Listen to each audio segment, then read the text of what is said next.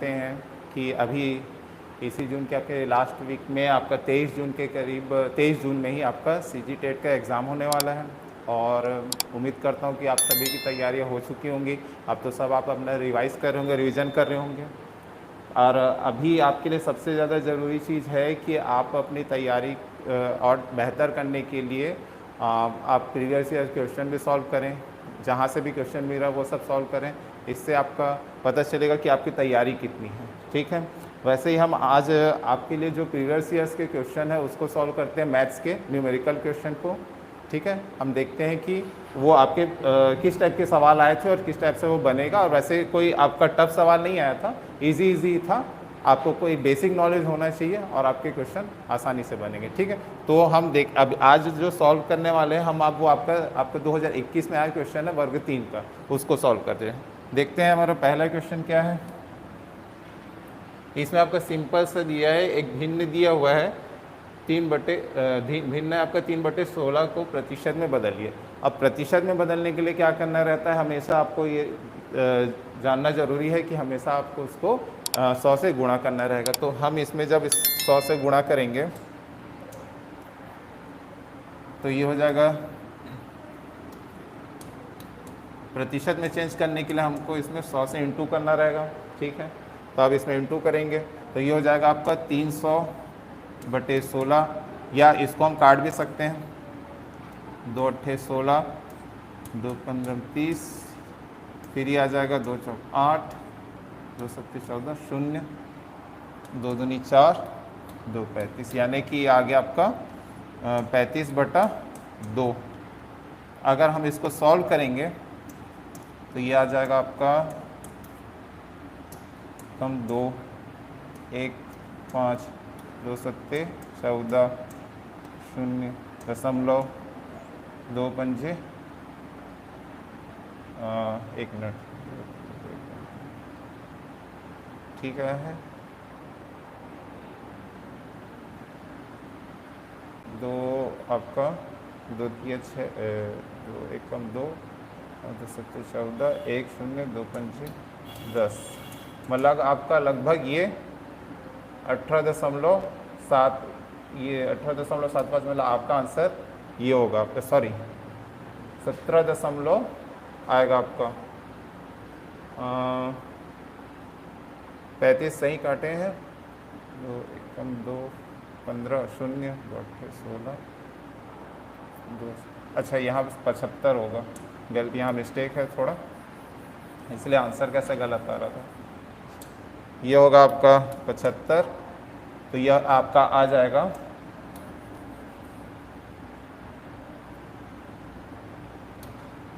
2 से काटेंगे तो ये आ गया 2 8 16, और ये काटेंगे 4, मतलब 75/4, 4 से भाग देंगे आप 75 को, एकम 4 1, फिर ये आपका कितना हो जाएगा, 4 दूंगी 3, 4 का 24, 4 8 32, ये आपका 3.4 7 28, ये 2 और 4 पंजे 20, यानी कि आएगा आपका 18.75। यहाँ कैलकुलेशन में मिस्टेक हो गया था, आपका जब इसको काटेंगे 75/4 को तो आपका आएगा 18.75। ठीक है, बस मतलब सिंपल सा है, आपका सिंपल क्वेश्चन रहेगा कि भिन्न को प्रतिशत में बदलने के लिए क्या करना रहता है, आपका 100 से गुणा करना रहेगा। ठीक है, तो ये आपका पहला सवाल है। उसी प्रकार से आपका दूसरा सवाल देखते हैं। इसमें बोला एक घनाभ का आयतन ज्ञात कीजिए जिसकी लंबाई, चौड़ाई और ऊंचाई आपका दिया हुआ है। लंबाई है आपकी 14 सेंटीमीटर, चौड़ाई है 12 सेंटीमीटर, ऊंचाई है 8 सेंटीमीटर। ठीक है, तो इसमें आपको पता रहना चाहिए घनाभ का आयतन। तो घनाभ का आयतन क्या होता है आपका, लंबाई गुणित चौड़ाई गुणित ऊंचाई।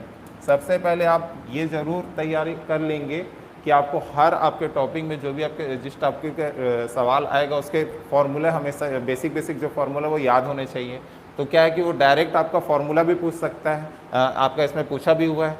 तो इसका जब हम इसका आपका आयतन निकालेंगे तो हमको इसको मल्टीप्लाई करना पड़ेगा 14, 12 और 8 को। तो जब इसको आप मल्टीप्लाई करेंगे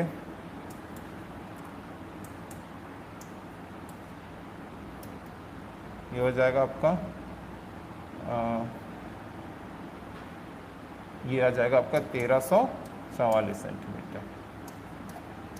सेंटीमीटर क्यूब। ठीक है, जब आप इसको मल्टीप्लाई करेंगे तो आपका आएगा 1344 घन सेंटीमीटर। आयतन है इसलिए घन सेंटीमीटर में आपका इसका आंसर आएगा। ठीक है, ऐसे ही अगला सवाल देखते हैं। ये आपका भिन्न में, इसको सिर्फ सॉल्व करना है। इसको पहले पूर्ण रूप से भिन्न में सॉल्व करेंगे तो ये हो जाएगा आपका 2 सही 3/4। 2 सही 3/4 को जब आप इसको सॉल्व करेंगे हो जाएगा 4 दूनी 8, 8, 8 और 3 आपका 11/4। ठीक है, वैसे ही आपका 1 से ही 1/8 को जब सॉल्व करेंगे तो हो जाएगा आपका 9/8। ये दोनों आपका इंटू होगा तो 8 एकम 8 और 1 9, 9/8। ठीक है, तो ये दोनों आपका डिवाइड में है। अब जब ऐसी संख्या डिवाइड में होता है तो उसको हम सॉल्व कैसे करते हैं, वो आपका डिवाइड आपका मल्टीप्लाई में बदल जाएगा और ये जो आपका भिन्न है वो पलट जाएगा। 9/8 का 8/9 हो जाएगा। तो ये आपका कट जाएगा 4 एकम 4, 4 दूनी 8 यानी 11 गुणित 2 यानी 22/9। तो इसका आपका आंसर आएगा 22/9, ऑप्शन ए। ठीक है, ऐसे ही आपके बेसिक क्वेश्चन रहेंगे, आराम से आपका इस चीज़ का तैयारी हो गया होगा। इसमें क्या आपका 450 रुपये की राशि के लिए साधारण ब्याज के 4.5% प्रति वर्ष की दर से ब्याज के रूप में 81 रुपये प्राप्त करने में कितना समय लगेगा। इसमें भी आपको बेसिक फार्मूला याद रहना चाहिए साधारण ब्याज का। तो साधारण ब्याज का आपका फॉर्मूला क्या होता है, मूलधन गुणित दर गुणित समय बटा 100। तो इसमें आपको क्या क्या दिया हुआ है, आपको साधारण ब्याज दिया हुआ है, आपको दर दिया हुआ है, आपको मूलधन दिया हुआ है और आपको पूछ रहा है समय, मतलब हमको समय निकालना है। साधारण ब्याज है आपका 81, मूलधन है 450, ब्याज की दर है 4.5% और समय हमको ज्ञात करना है बटा 100। ठीक है, तो जब इसको सॉल्व करेंगे 5 × 45, 5 दूनी 10, ये आपका कितना, ये सब आपका इधर आ जाएगा, चेंज कर लेंगे। या ये यहाँ से भी आप जब दशमलव हटाएंगे तो यहाँ 10 हो जाएगा, तो ये हो जाएगा आपका 5 × 45, 5 दूनी 10 यानी कि हो गया ये 9 × 81/4 गुणित समय। तो आपका समय बराबर क्या आएगा, ये इधर पक्षांतर हो जाएगा तो 4/81, ये आपका कैंसिल हो गया यानी समय आपका आएगा 4 वर्ष। ठीक है, बस फॉर्मूला में रखना है और कुछ नहीं करना है, उससे आपका बस समय पूछा था इसलिए आपका इसमें समय निकल जाएगा 4 वर्ष। ठीक है, अगला सवाल देखते हैं। निम्नांकित भिन्न को बढ़ते क्रम में लिखिए। यहाँ पर आपको भिन्न दिया हुआ है। ठीक है, इस भिन्न को आपको देखना है और उस हिसाब से आपको इसको बढ़ते क्रम या आरोही क्रम या बढ़ते क्रम ऐसा लिखा हो सकता है, उसमें आपको जमाना है या घटते क्रम या अवरोही क्रम में।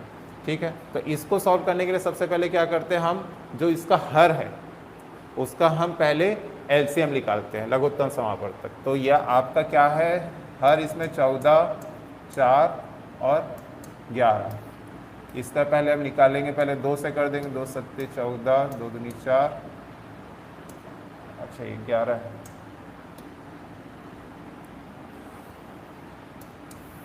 11 का 11, सब अलग अलग संख्या है तो ये एक एक बार में जाएगा।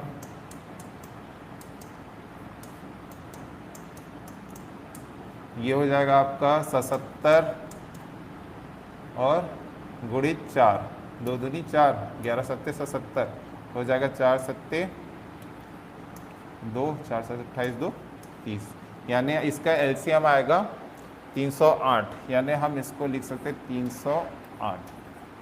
तो इसमें क्या होगा, जब आप 14 से 308 को भाग देंगे कितने बार में जाएगा,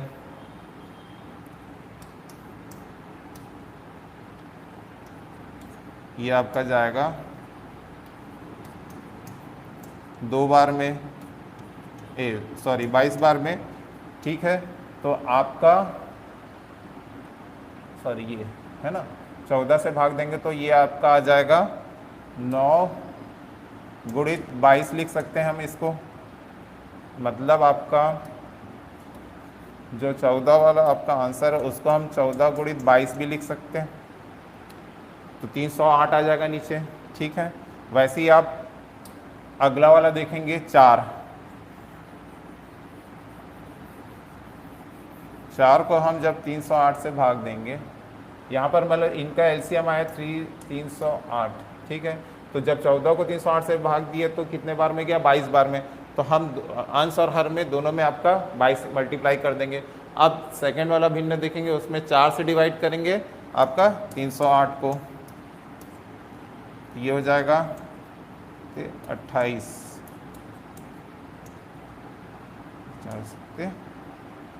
28, ये आ गया 77। ठीक है, तो आपका यहाँ पर मतलब दूसरी भिन्न में हम 77 से मल्टीप्लाई कर देंगे,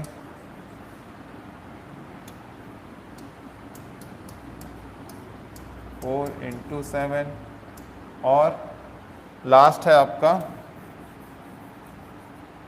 5/11। तो हम 308 को 11 से भाग देंगे, ये जाएगा आपका 22, 8, 11, 88, यानी कि 28 बार में जा रहा है। यानी हम दोनों अंश और हर में 28 का मल्टीप्लाई कर देंगे।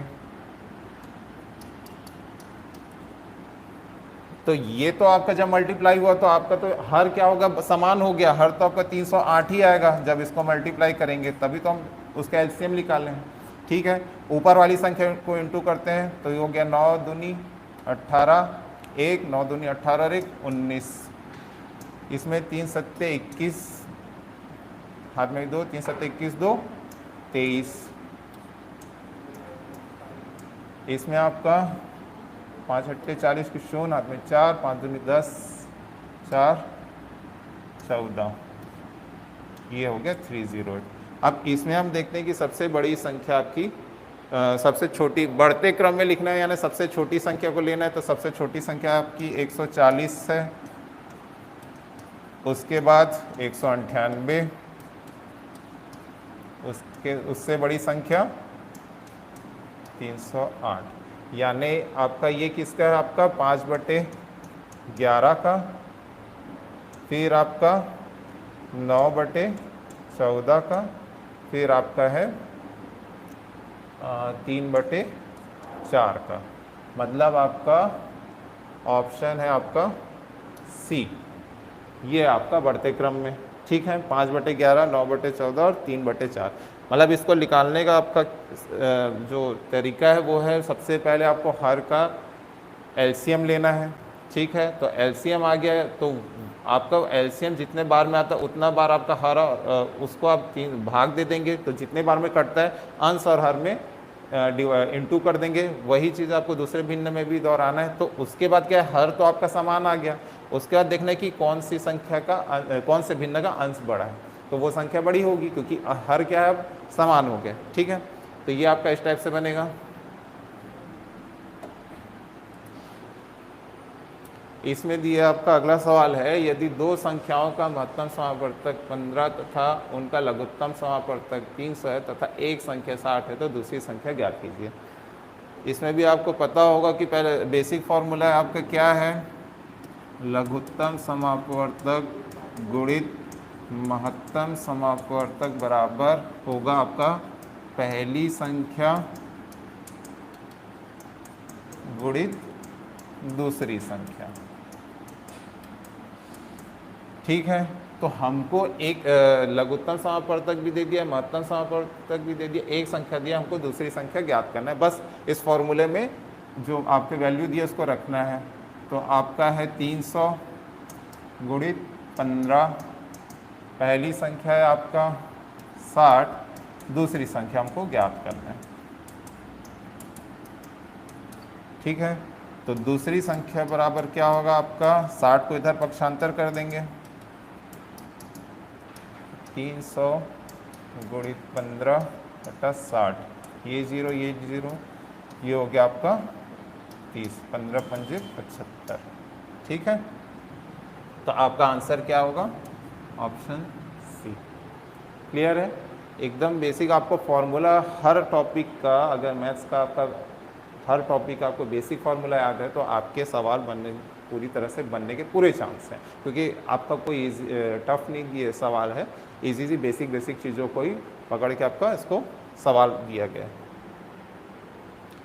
इसके बाद अगला सवाल है आपका, यदि किसी बेलन की त्रिज्या और ऊंचाई r और h हो तो बेलन का आयतन या कीजिए।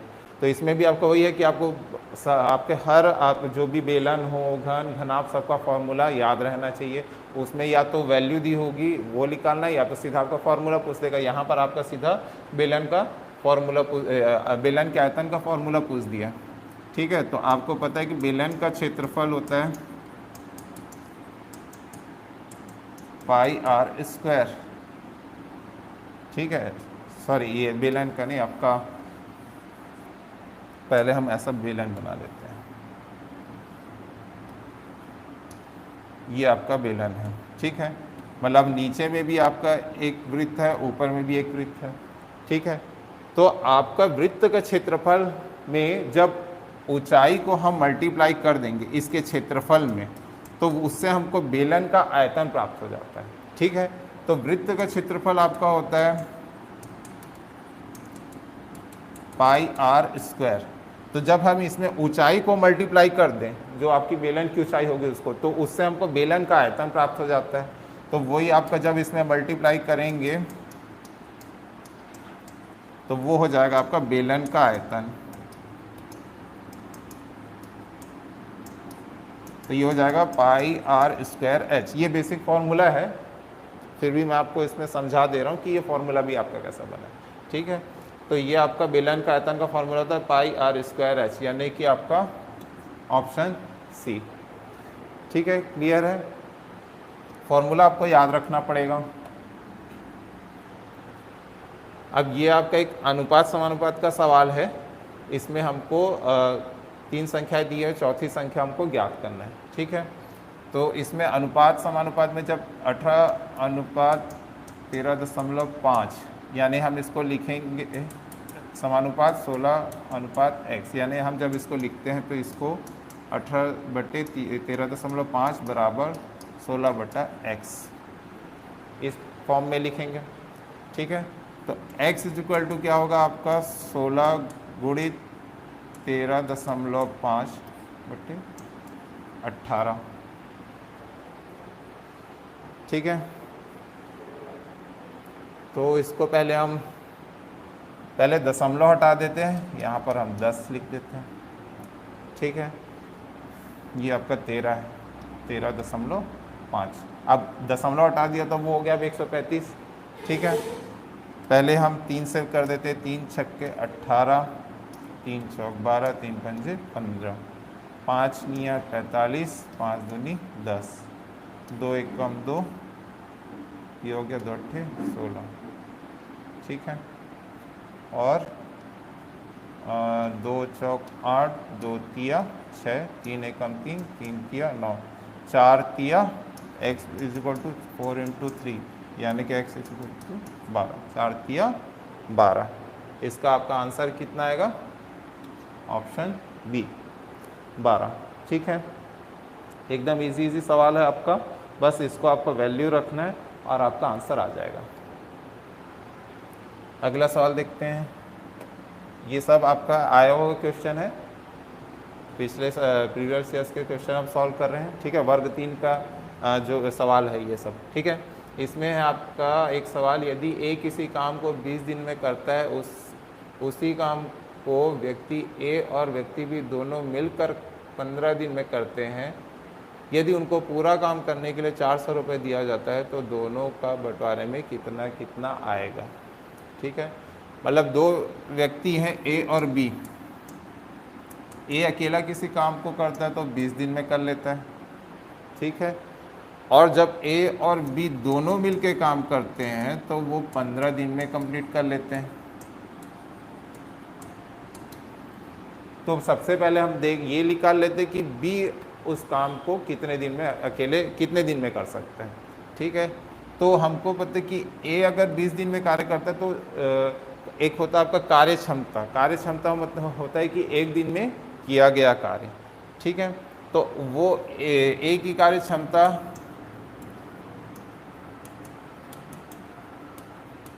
ए की कार्य क्षमता या कार्य क्षमता बोला यानी वो कहना चाह रहे कि उसके द्वारा एक दिन में कितना कार्य किया जाता है। तो ए की कार्य क्षमता होती है 1/20, ठीक है, क्योंकि हमको ये फार्मूला होता है कार्य क्षमता बराबर 1/, पूरा कार्य करने में लगा समय।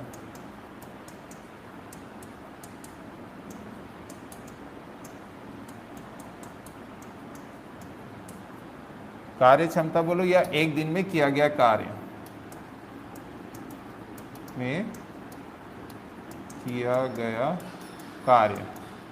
वही उसकी कार्य क्षमता कहलाता है, ठीक है। तो उस हिसाब से ए की कार्य क्षमता कितनी होगी 1/20, और ए प्लस बी दोनों की कार्य क्षमता क्या है आपका 1/15। तो b की कार्य क्षमता निकालने के लिए हम क्या करेंगे a प्लस बी माइनस ए करेंगे, यानी 1/15 माइनस 1/20। तो इससे आ जाएगा b इज इक्वल टू क्या आएगा, ये आ जाएगा एलसीएम ले लेंगे 60 ले लेते हैं तो 4 माइनस 3, तो b इज इक्वल टू 1/60, यानी ये b की कार्य क्षमता है 1/60, यानी b उस काम को कितने दिन में कंप्लीट कर लेगा 60 दिन में, यानी b उस काम को 60 दिन में कंप्लीट कर लेगा, ठीक है। अब यहाँ से दो तरीके से बनता है, ठीक है। जैसे हमको किसी भी एक का निकालना होगा, जैसे ए को कितनी राशि प्राप्त हुई बंटवारे की, तो उसके लिए हम क्या करेंगे ए का हिस्सा क्या होगा इसमें आपका 20 और दोनों का टोटल ऐड कर देंगे 20 + 60 इंटू आपका 400, ये हो जाएगा 20, ये हो जाएगा 80, 400, 0 0, 2 एकम 2 चौक 4 एकम 4 शून्य, मतलब कि 100 रुपये आपका ए का हिस्सा होगा। तो अगर ए का हिस्सा 100 रुपये होगा तो बी का कितना होगा 400 माइनस 100, यानी कि आपका 300। तो आपका इसमें ऑप्शन कौन सा होगा, ऑप्शन सी, ए का हिस्सा 100 रुपये और बी का हिस्सा 300।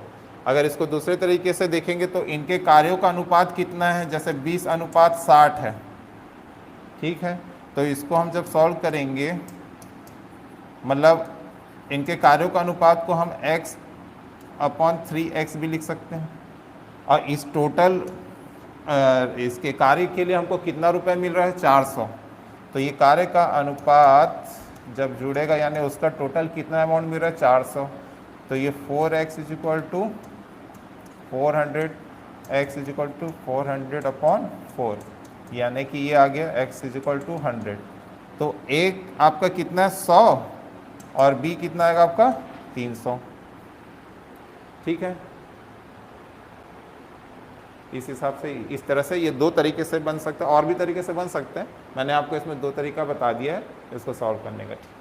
इसके अलावा अगला सवाल देखते हैं। इसमें डायरेक्ट फिर से आपका फॉर्मूला पूछ दिया है कि निम्न में से कौन सा संबंध सही है। तो आपको पता है चाल बराबर दूरी गुणित समय होता है, चाल बराबर दूरी बटे समय होता है, चाल बराबर समय बटा दूरी होता है, चाल बराबर 1/दूरी गुणित समय।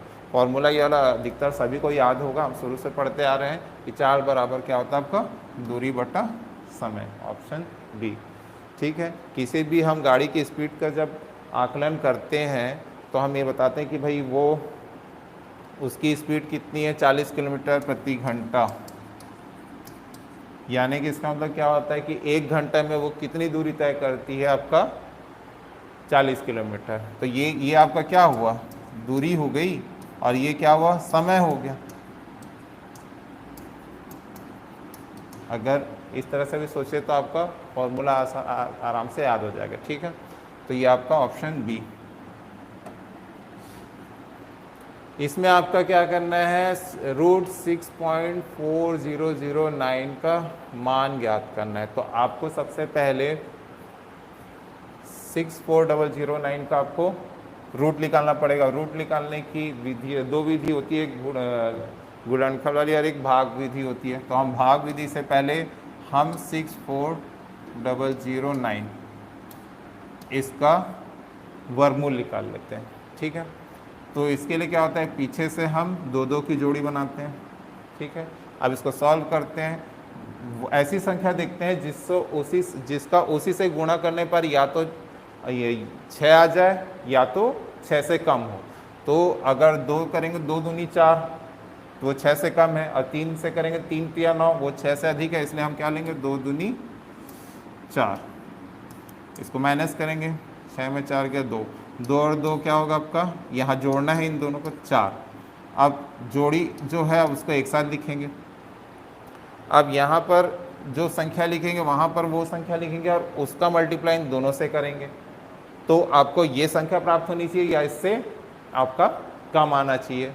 तो अगर 4 को अगर मैं 4 यहाँ पर 4 लिख के और 4 से ही मल्टीप्लाई करूँ तो हो जाएगा 4 चौक 16, 4 चौक 16 एक 17, ये बहुत कम है। अब 5 से करके देखते हैं, मतलब यहाँ भी 5 लिखूँ यहाँ भी 5, यानी 45 का गुणा किससे करना है, 5 से। 5 पंजे 25, 2 5 और 20 2 22, 225, ये 240 लगभग है। अगर 6 से करूं, 6 6 करते 36 की 6 हाथ में 3, 6 20 25 26 27, ये ज़्यादा हो जाएगा आपका। ठीक है, एक मिनट,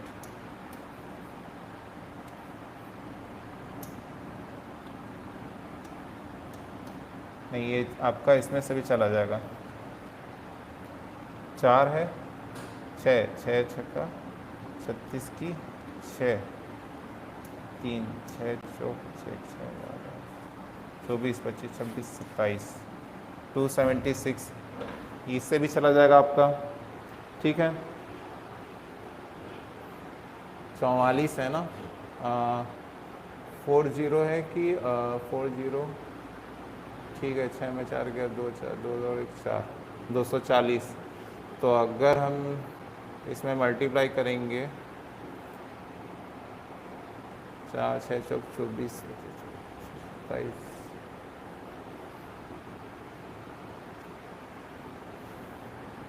और अगर हम 47 × 7 करेंगे तो 37 49 की 9 हाथ में 4 7 28 32, ये ज़्यादा हो जाएगा। ठीक है, तो हमारे कितना आएगा इसमें, 6 6 का 36 की 6, 3 24 25 26 27, 6 लेंगे तो ये आपका आ जाएगा 6, ये हो गया आपका 276। 10 में 6 के 4, नहीं अच्छा ये तो सॉरी 76 ज़्यादा था। ठीक है, हमको 5 ही लेना पड़ेगा, 240 है ना, और ये 276 आ रहा है, सॉरी। तो हमको 5 से मल्टीप्लाई करना पड़ेगा, 5 से करेंगे तो कितना आएगा 225, तो ये आ जाएगा 225, माइनस करेंगे तो ये आ गया आपका, और यहाँ पर वही संख्या ऐड भी होगा। ठीक है, ये हो जाएगा आपका 50, और यहाँ पर आपको फिर से जोड़ी एक साथ उतारना रहेगा। अब इसमें 3 से करेंगे तो ये हो जाएगा 503 × 3, ये हो जाएगा 3 तिया 9, 3 पंजे 15, यानी पूरा कट गया आपका। तो मतलब आपका इसका रूट कितना होगा, वर्गमूल कितना आएगा, 253। अब ये देखते हैं कि अगर वर्गमूल के अंदर वो संख्या आपका 0.4 संख्या के बाद है तो वो वर्गमूल के बाहर 2 संख्या के बाद लगेगा। या तो समझने के लिए हम ऐसा भी कर सकते हैं कि ये इसी का ही तो स्क्वायर आपका क्या है, ये संख्या है। जब इसको स्क्वायर करेंगे तब हमको ये संख्या प्राप्त होगा। तो आंसर क्या आएगा, ये रूट के बाहर आएगा तो 2.53, यानी 2.53 आपका ऑप्शन ए। ठीक है, अगला सवाल देखते हैं। ये इसमें आपका क्या बोला है, आयतन और द्रव्यमान के बीच क्या संबंध है, ठीक है। तो ये इसमें ये भी आपका फॉर्मूला है, तो इसमें क्या होगा, द्रव्यमान बराबर क्या होगा आपका आयतन गुणित घनत्व होता है ना, ठीक है। तो इस हिसाब से इसका आंसर क्या होगा, ऑप्शन आपका ए, ठीक है। इसके बाद आपका ये औसत से रिलेटेड सवाल है। ये आपका 3, 8, 9 और x का औसत 6 है, तो x का मान ज्ञात कीजिए। तो आपको पता है इसमें औसत बराबर क्या होता है, आपका औसत का फॉर्मूला होता है आंकड़ों का योग बटे आंकड़ों की संख्या।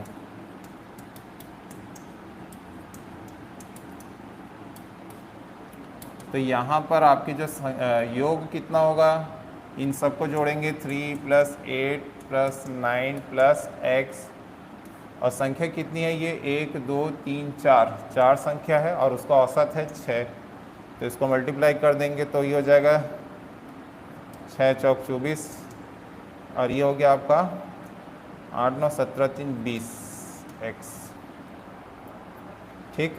तो x = क्या आएगा 24, सॉरी ये प्लस है बीच में, प्लस 24 - 20, तो x की वैल्यू कितनी आ गई आपकी 4, यानी कि आपका ऑप्शन ए, ठीक है,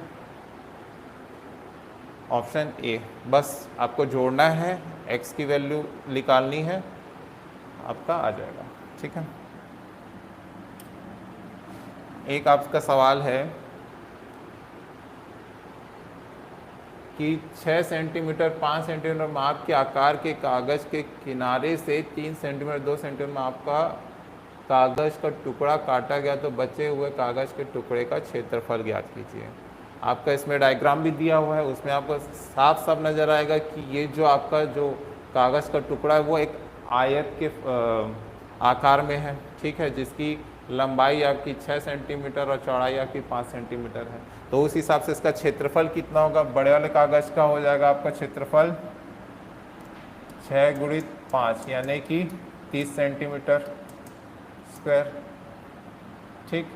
और वैसे ही उसमें अगर 3 सेंटीमीटर 2 सेंटीमीटर माप के कागज़ का टुकड़ा, ये भी आपका एक आयत के आकार में, तो उसका भी क्षेत्रफल क्या होता है, लंबाई गुणित चौड़ाई, तो ये भी आपका इसका क्षेत्रफल कितना होगा 6 सेंटीमीटर स्क्वायर। तो ये बोल रहा है कि अगर इसमें से इसको काट दे तो बचे हुए कागज़ के टुकड़े का क्षेत्रफल, तो जब हम इसके क्षेत्रफल में ये पूरा आपके कागज़ का क्षेत्रफल है, बड़े वाले कागज़ का क्षेत्रफल, उसमें से हम ये छोटे वाले कागज़ के क्षेत्रफल को माइनस कर दे तो बचे हुए कागज़ के टुकड़े का क्षेत्रफल निकल जाएगा। तो इसमें से हम इसको माइनस कर देंगे, तो 30 में 6 गया आपका 24, तो 24 सेंटीमीटर स्क्वायर, ठीक है, यानी कि आपका ऑप्शन सी, ठीक है। ये आपका इस तरह से आपके ये 2021 में आए हुए सवाल हैं और ये इस तरह से आपके सॉल्व होंगे। आप अभी भी मैं आपको मतलब बेसिक आपको जानकारी होनी चाहिए, हर एक टॉपिक के फॉर्मूला याद होने चाहिए, तो आपके कई सारे सवाल ऐसे ही बन जाएंगे। तो ये आपके वर्ग 3 में आया हुआ क्वेश्चन है, ठीक है। अब अगली कोशिश करेंगे कि एक वीडियो में हम वर्ग 2 के क्वेश्चन को सॉल्व करके देखेंगे। अब अगर आप अपनी तैयारी और बेहतर करना चाहते हैं या अपने तैयारी का आकलन करना चाहते हैं तो हमारे यहाँ इंस्टीट्यूट में ये आपका टेस्ट सीरीज़ चालू हो गया 1 जून से, आप इसको ज्वाइन कर सकते हैं। बहुत ही आपका प्राइस भी बहुत कम है, इसका फ़ीस भी, अगर आप सिंगल से 2 का करेंगे तो 250 रुपये, और आपका वर्ग 3 का करेंगे तो 200, और दोनों को ज्वाइन करेंगे तो 400 रुपये। तो ये आप 1 जून की तो हो चुकी है, इसका आपके क्वेश्चन पेपर भी मिल जाएगा, और बाकी आपकी टेस्ट सीरीज़ अभी चल रही है, इससे आपकी तैयारी आ रही और भी बेहतर हो सकती है, और आप अपने मतलब आकलन कर सकते हैं कि आपकी तैयारी कितनी बेहतर है, ठीक है। तो अगर आप इसको ज्वाइन करना चाहते हैं तो आप ये कॉन्टैक्ट नंबर है, इस पर संपर्क कर सकते हैं। तो आप अपनी तैयारी करते रहें, सभी को ऑल द बेस्ट।